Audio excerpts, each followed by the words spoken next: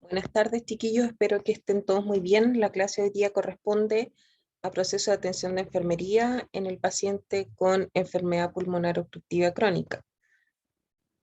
A modo de introducción, vamos a definir en primer lugar qué es enfermedad pulmonar obstructiva crónica. La enfermedad pulmonar obstructiva crónica es una enfermedad respiratoria prevenible, es decir, se puede evitar, que tiene un progreso lento y se caracteriza por obstrucción del flujo de aire que afecta las vías respiratorias, el parénquima pulmonar o ambos. El parénquima incluye cualquier forma de tejido pulmonar, como los bronquiolos, los bronquios, los vasos sanguíneos, el intersticio y los alveolos. La limitación u obstrucción del flujo de aire en la enfermedad pulmonar obstructiva no es del todo reversible.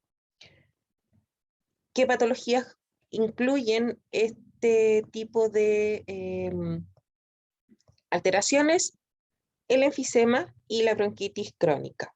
El asma no es parte de la enfermedad pulmonar obstructiva, ya que en los pacientes con asma, la obstrucción del flujo aéreo tiende a ser reversible. Por tanto, la enfermedad pulmonar obstructiva crónica puede incluir enfermedades que causan obstrucción del flujo de aire, ya sea el enfisema o la bronquitis crónica, como les mencioné recién, o cualquier combinación de estas afecciones. El paciente con EPOC además puede tener un asma de base. Ambas enfermedades tienen los mismos síntomas, sin embargo, suelen ser más variables en el asma que en el EPOC. El paciente con EPOC tiende a tener una sintomatología más estable con el transcurso del tiempo. La enfermedad pulmonar obstructiva y en general las enfermedades de las vías respiratorias bajas son una de las principales causas de fallecimiento, sobre todo en la población adulto mayor, junto con las enfermedades cardiovasculares y el cáncer. Con respecto a la fisiopatología,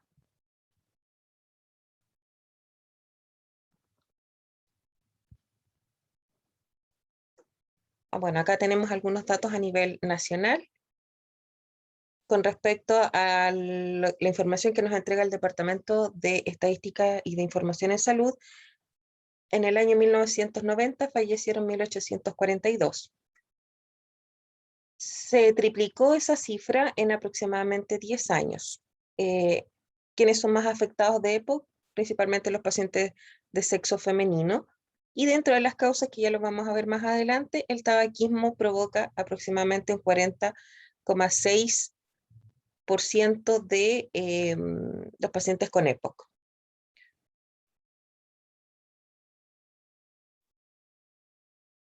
Entonces, acá tenemos la fisiopatología. Las personas con EPOC presentan frecuentemente síntomas cuando son adultos de mediana edad, es decir, la patología se empieza a presentar aproximadamente entre 15 y 20 años después de que una persona inicia su hábito tabáquico. Aunque de manera habitual, ciertos aspectos de la función pulmonar disminuyen con la edad, la EPOC acentúa y acelera estos cambios fisiológicos. En el EPOC, la limitación al flujo de aire es progresiva y se relaciona con una respuesta inflamatoria anómala de los pulmones a partículas o gases nocivos.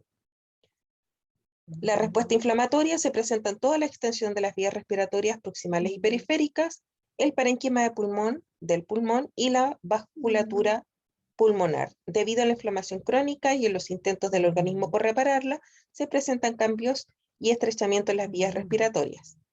En las vías respiratorias proximales, tráqueas y bronquios mayores de 2 milímetros de diámetro, los cambios incluyen incremento en el número de células calciformes y crecimiento de las glándulas submucosas que originan hipersecreción de moco.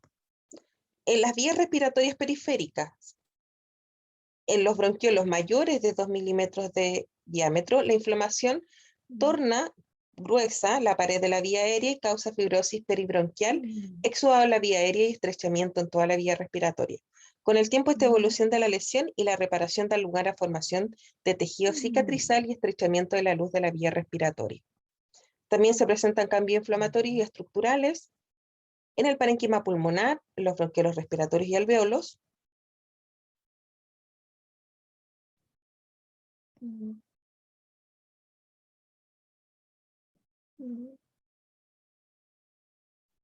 La destrucción de la pared alveolar lleva a la pérdida de las uniones alveolares y reducción de la elasticidad. Por último, el proceso inflamatorio crónico afecta la musculatura pulmonar y causa engrosamiento del revestimiento de los vasos e hipertrofia del músculo liso que puede generar hipertensión pulmonar. Los procesos relacionados con los desequilibrios de sustancias proteinasas y antiproteinasas en el pulmón también pueden contribuir a la limitación del flujo de aire. Cuando se activan estos procesos a causa de la inflamación crónica, pueden liberarse proteinasas y otras sustancias que dañan el parénquima pulmonar. Estos cambios del parénquima también se presentan como consecuencia de la inflamación o factores ambientales o genéticos, por ejemplo, la insuficiencia de antitripsina alfa 1. Entonces, resumiendo, con respecto a la fisiopatología, va a haber una inflamación anormal de los pulmones ante partículas o gases nocivos. Este proceso va a provocar una lesión que al repararse va a formar tejido cicatrizal y finalmente destrucción del parénquima pulmonar. Estos tres mecanismos fisiopatológicos lo que hacen es limitar el flujo del aire. Dentro de los factores de riesgo, el tabaco, inclusive el tabaquismo pasivo, pueden considerarse como precursores de este tipo de patología. Algunas anormalidades genéticas y exposición al aire ambiental. Las manifestaciones clínicas que pueden ir empeorando con el tiempo son la tos, la producción de expectoración, la disnea que inicialmente se presenta solo en esfuerzo para luego presentarse incluso cuando el paciente está en reposo. A menudo estos síntomas empeoran con el tiempo, la tos crónica y la producción de esputo preceden con frecuencia durante gran cantidad de años a la aparición de la limitación del flujo de aire. Sin embargo, no toda persona con tos y producción de esputo desarrolla EPOC. En algunos pacientes la tos puede ser intermitente y a veces no productiva, es decir, sin expectoración. La disnea quizás sea grave y suele interferir con las actividades y la calidad de vida del paciente. Tiende a ser progresiva, empeora con el ejercicio y es persistente. La pérdida de peso es frecuente, pues la disnea interfiere con la alimentación y el esfuerzo de la respiración consume energía. El esfuerzo respiratorio aumenta con el tiempo y en un esfuerzo por respirar se suman los músculos accesorios. Los sujetos con EPOC están en riesgo de insuficiencia e infecciones respiratorias o exacerbaciones de EPOC, que a su vez incrementan el riesgo de insuficiencia respiratoria aguda y crónica. Los pacientes con EPOC además tienen un componente enfisемatoso primario. La hiperinflación crónica lleva al aspecto de tórax en tonel. Aumenta, es decir, el diámetro anteroposterior. Esta configuración resulta de una posición más fija de las costillas en inspiración y pérdida de elasticidad del pulmón. En la inspiración ocurre retracción de la fosa supraclavicular, lo cual causa elevación de los hombros. En el enfisema avanzado, los músculos abdominales también pueden contraerse en la inspiración. También pueden presentarse manifestaciones sistémicas extrapulmonares, las cuales incluyen desgaste músculo esquelético, síndrome metabólico, depresión. Estas manifestaciones clínicas, sin embargo, al considerarse extrapulmonares, también deben evaluarse y tratarse para disminuir la morbilidad y mejorar la calidad de vida del paciente con EPOC. Los pacientes con EPOC pueden sufrir algunas exacerbaciones, es decir, pueden durante periodos de tiempos determinados aumentar la disnea, la tos y la expectoración, que puede durar incluso de días a semanas. Estos episodios pueden ser muy incapacitantes y pueden incluso requerir atención médica de urgencia. Frente a una exacerbación de EPOC, se puede realizar una hospitalización abreviada, es decir, administración de oxígeno para mejorar el intercambio gaseoso, pero siempre a bajo flujo, ya que los pacientes con EPOC son retenedores de CO2. El salbutamol o el bromuro de hipatropio, en algunos casos corticoides, puede mejorar la ventilación del paciente al provocar broncodilatación.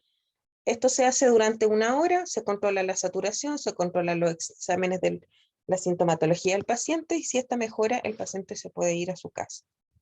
Lo importante en las exacerbaciones es determinar qué factores de riesgo pueden estar provocando esta descompensación del paciente. Dentro de los medicamentos utilizados en EPOC, existen los agonistas beta 2 de acción corta o de larga duración. Entre los de acción corta, los más usados son el salbutamol y los de larga duración, el formoterol o el salmeterol, que tienen aproximadamente una duración de 12 horas. Junto con esto, además, se pueden administrar anticolinérgicos como el bromuro de hipatropio o Verodual, que tiene una duración de entre 6 y 8 horas. Existen además los corticoides que disminuyen la respuesta inflamatoria. Dentro de los más usados, la budesonida, que se administra vía inhalatoria, y existen además corticoides sistémicos como la prednisona, que lo que hacen es disminuir la respuesta inflamatoria. Dentro del proceso de atención de enfermería es importante valorar la presencia de síntomas actuales, es decir, el paciente presenta tos, en qué ocasiones el paciente puede presentar disnea, la disnea se presenta en reposo o en esfuerzo, qué necesita el paciente para aliviar su disnea, basta con, ¿cierto?, cesar la actividad física.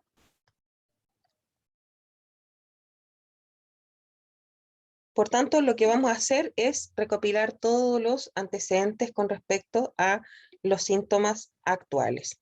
Manifestaciones previas de la enfermedad, cuándo empezó la tos, desde qué tiempo el paciente presenta expectoración, desde hace cuántos años el paciente presenta esta disnea. Vamos además a hacer un examen físico completo con énfasis en la función respiratoria, estado de conciencia, coloración de la piel, frecuencia respiratoria, auscultación de los campos pulmonares, lecho unguial o hiene capilar. Vamos además a valorar, ¿cierto?, el uso de musculatura accesoria y la saturación de oxígeno dentro de los parámetros vitales.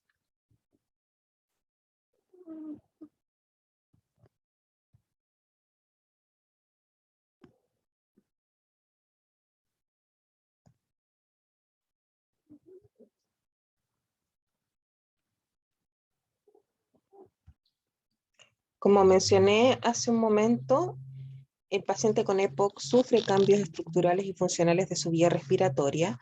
Va a haber una respuesta hipersecretora a los agentes nocivos que se pueden encontrar en el ambiente. Por tanto, el primer diagnóstico de enfermería para un paciente con EPOC pudiera ser la alteración del intercambio gaseoso, junto a una alteración de la depuración de las vías respiratorias o limpieza ineficaz de la vía aérea, relacionado con una hipersecreción secundario a la inhalación crónica de toxinas, manifestado por disnea, uso de musculatura accesoria, disminución de la saturación de oxígeno, alteración del estado de conciencia, cianosis. Puede haber además una frecuencia respiratoria por sobre los 20, es decir, taquipnea, a modo de compensación. Por tanto, el primer diagnóstico de enfermería, que se manifiesta con lo que ya les mencioné, podría ser, siempre y cuando el paciente esté presentando estos síntomas, alteración del intercambio gaseoso. Puede presentarse además una depuración ineficaz de la vía respiratoria debido a la broncoconstricción, ya que hay una respuesta frente a la inhalación de agentes nocivos o a la presencia de algún microorganismo en que la vía aérea se va a cerrar, es decir, se contrae esta vía aérea. Por tanto, el paciente es incapaz de expectorar estas secreciones que se pueden acumular y pueden provocar efectivamente una neumonía, ya que estos pacientes son más propensos a hacer neumonía. Puede haber además un patrón respiratorio ineficaz. Los pacientes con EPOC tienen intolerancia a la actividad física porque hay patrones ineficaces de respiración y de hipoxia. Puede haber además conocimiento deficiente frente a la patología y a las estrategias de cuidado personal, y además hay afrontamiento ineficaz relacionado con la menor socialización. Hay que pensar que estos pacientes en una etapa avanzada de la enfermedad van a necesitar oxígeno de manera permanente, lo que va a limitar su participación en actividades con otras personas.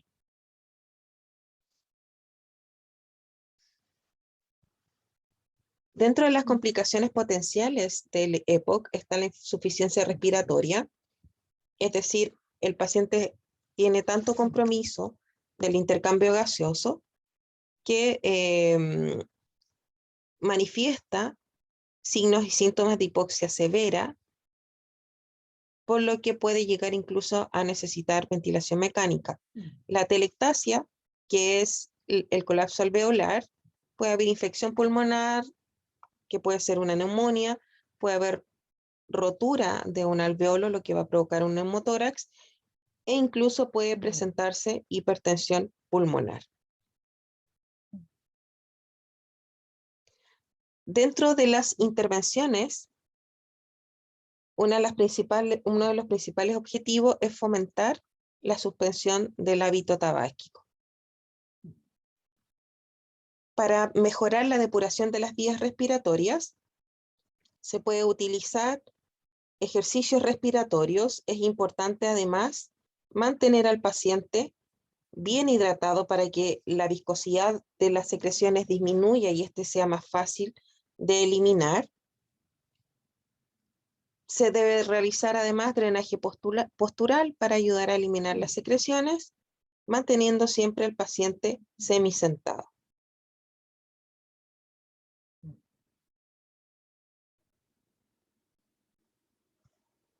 Con respecto a mejoramiento de intercambio gaseoso, la administración de corticoides, la administración de beta-agonistas que van a provocar broncodilatación y van a mejorar la función respiratoria del paciente, facilitar la expectoración de las secreciones, van a despejar, entre comillas, de alguna manera este alveolo, permitiendo una mejora en el intercambio gaseoso. El mejoramiento de la tolerancia a la actividad se va a lograr una vez que logremos compensar la función respiratoria del paciente, y el fomento de las estrategias de autocuidado incluyen que el paciente pueda reconocer aquellas situaciones que pueden descompensar su patología de base. Dentro de la evaluación, básicamente, que el paciente deje de fumar es un objetivo más a largo plazo. Lo primero que podemos lograr con él es que él manifieste conocer los riesgos del tabaquismo. Con respecto al segundo diagnóstico, demuestra un mejor intercambio de gases, el paciente se encuentra consciente, conectado al medio, con la piel rosada, tibia, bien perfundida, con parámetros dentro de rangos normales, frecuencia respiratoria normal. Ahora, lo que yo les mencionaba hace un rato, los pacientes con EPOC tienden a retener CO2, por tanto en los gases arteriales siempre vamos a ver un aumento en la presión parcial de CO2, sobre todo en gases arteriales o en sangre arterial, porque este paciente, debido a los cambios funcionales y estructurales que ocurren en su sistema respiratorio, tiende a retener cierta cantidad de CO2 que en condiciones normales nosotros somos capaces de eliminar. Por tanto, al retener CO2, su centro respiratorio empieza a recibir como estímulo o a funcionar de acuerdo al estímulo del CO2. Si nosotros administramos grandes cantidades de oxígeno, vamos a desplazar este CO2, lo que va a deprimir el centro respiratorio, provocando eventualmente un paro respiratorio en el paciente. Por tanto, en los pacientes con EPOC, siempre antes de administrar oxígeno, uno debiera preguntar al paciente si es portador de una patología pulmonar obstructiva crónica, y en ese caso se prefieren flujos más bajos de oxígeno para mejorar el intercambio gaseoso. Lo otro importante es que siempre en los gases vamos a ver un aumento de la presión parcial de CO2 a nivel arterial, que difiere un poco de los gases arteriales de una persona que no tiene esta patología. Lo ideal es que este paciente mantenga siempre su vía aérea despejada, que sea capaz de depurar y que sea capaz de toser de manera efectiva. Otro criterio de evaluación es que el paciente mejore su patrón respiratorio con una inspiración y una expiración normal, que demuestre conocimiento sobre las estrategias de autocuidado, que utilice los medicamentos de manera efectiva y oportuna para afrontar las consecuencias de la enfermedad, que pueda utilizar los recursos o la red de apoyo de la que dispone y que evite o reduzca las complicaciones.